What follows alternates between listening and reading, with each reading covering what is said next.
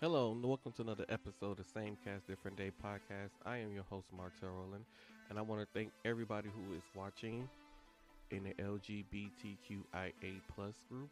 I'm live on their feed right now, and I am having a bit of a hiccup. Hold on. So it is very, very early in the morning for me right now. Very early. It is not really that early. It's only 6:56 in the morning. Yay! So, good morning to everybody out there. Thank you all who's going to be watching in the group. So, I wanted to do this live with them, so hopefully they can chime in and put in their opinions and thoughts about what's going on within the community. Um, so, especially with Donald Trump, what's her name? Getting God, what is her name? That Amy Bennett lady denomination, and they pushed her denomination, and considering that she can make so many different choices when it comes to laws and everything that's going on, and one of the things that they're trying to take away, basically besides health care for people with pre-existing health conditions, is that they're trying to take away, I know, health care for trans people, which is very sad and just very, very sad. And I have some friends who are trans, so that's just one of them things where I just don't understand why they want to do that. I mean, they're people just like anybody else. I don't know why they feel like they should not have health insurance. Um, but anyways, yeah, like I was saying, they want to take away health insurance for people that are of trans, who identify as trans, who are going through the process of transitioning, which I think sucks a lot. They want to take away the right of marriage. It feels up to them, and then it's crazy because when they asked her about the I don't think she really addressed it, the community as the community. I think she called them like them people or something, which we know where she stands on them type of things. So it's just a lot of mess that's just going on, especially within that administration, and it's it's mind boggling that after so long and so many things that was just so many laws that was made to make lives better just now just went completely changed. When if she will can completely change when she fully takes over, or whenever she takes over and start whatever, however that stuff goes, you know. So yeah, I don't know. It's just a mess. It's a train wreck of a mess. So at the time of recording of this podcast, hopefully a lot of you went out and voted and made your voice heard, because we need people to go vote. Like, really, you need to go vote. Um, yeah. I mean, even with the next election, I think we have in another few years got the governor. I think it's in 2 years. Yeah, in 2 years we got to vote for governors and all this other stuff. So yeah, you need to go out and vote. And for the people who live where I live at, we cannot. Sorry, we cannot let Scott Walker get reelected. That just cannot happen. I got a feeling that he's going to try and run for president again, and we cannot let that happen. This man who served as a Milwaukee County executive for 10 years, and when he became governor of Wisconsin, he decided that that position was no longer needed. Although he held that position for 10 years. And it's like he set this state back so many years. And it's like now we got Tony Evers in office, and it's like since the House and Supreme Court and everything here is mostly Republican, everything he tries to do, they block it. This man can't get nothing done. When he tried to put stuff, like I said, he's still trying to put stuff in place for people to be safe during this pandemic. And even during this pandemic, nope, nobody is safe.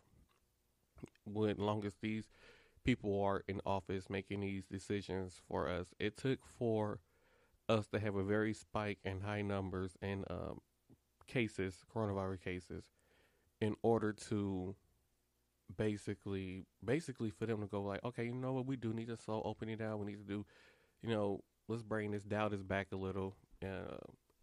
Because I think he put an order in for things to go back to only operating at 25% capacity. And what did the Republicans do? They go to court and they challenge it and win, and his decision get overturned. And then the judge go back and overturn his decision. Like, no, we can't operate at above but 25% capacity, just for the simple fact that our numbers are high. They opened up the makeshift hospital at what's that place called?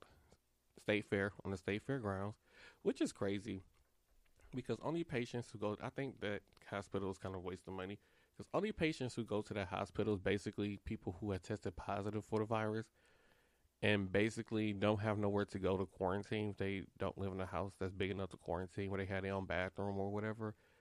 So it's like if it's like a coronavirus patient who's in need of a vent or anything, they will still go to the regular hospital.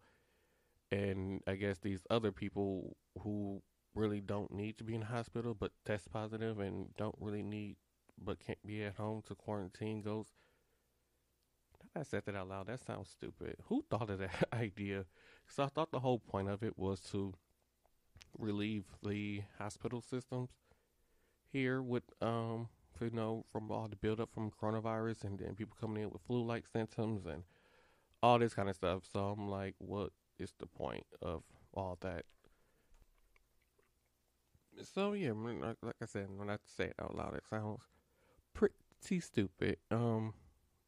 So yeah, I don't. We need, like I said, we need to do better. A lot of people need to learn how to go vote. Because like I keep saying on a past episode, I know so many people who only go vote for president. You need to do so much more. Because there's only so much a president can do when they don't have the people who represent their party in the in the Supreme Courts, in the what's the other one I'm thinking about? Supreme Court, the legislator, the senators, all this stuff. Like if they don't have the people they need, of their party in that position, not really nothing that governor or president can do. So you guys really need to go out there and do your voting. Voting matters. Even with the next election. I don't know, anybody sick of voting yet? I'm sick of voting. Oh, well, not so I say sick of voting. I'm sick of this election. I have gotten numerous phone calls, text messages, emails, all kind of stuff. I'm like, I've already voted, and they asking me about if I voted or if I sent in my absentee ballot. Like, it's been sent in over a month ago. Like, why are you steady pestering me? Like, go pester the people who hasn't really voted yet. Go bother them. Quit bothering me. But anyways, I want to say this is going to be kind of a short episode. So thank you all for listening to this episode. You can find the podcast on all streaming platforms. If you are a Apple Podcast user, please leave us a rating on Apple Podcasts. Hopefully a 5-star rating. Tina Marie is still doing well. She is 7 weeks away from baby time, so I'm kind of excited. I'm really more excited to see what the baby gonna look like. Just if I can come up with a name for the baby. Because one of her kids, the oldest one I call the 30-year-old, and then the little one, the other one. So, the little one is the little one. Anyways, yeah. So anyway, thank you all for listening to this episode. Hopefully next time I can get more of the LGBTQIA plus Wisconsin group to join in with me. I know I did this kind of early in the morning, so sorry. So anyways, yeah, thank you all for listening. You can find the podcast on Facebook, Twitter and Instagram at SCDD Podcast. And you can find a podcast on Facebook at Same Cast Different Day Podcast. And you can find me on Facebook, Twitter, and Instagram at Martell Rowland. So thank you all for listening to this episode. Hope you come back next week.